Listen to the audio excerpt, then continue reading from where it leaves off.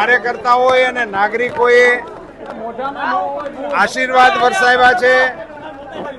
અમારા વરિષ્ઠ આગેવાનો, સંસદ સભ્યશ્રીઓ, ધારાસભ્યશ્રીઓ, કોર્પોરેટરશ્રીઓ, જિલ્લા પંચાયત અને તાલુકા પંચાયતના અમારા ચૂંટાયેલા જનપ્રતિનિધિઓ વિશાળ સંખ્યામાં ઉપસ્થિત રહીને અમારા સમર્થનમાં આ લોકો આજે જોડાણા હતા।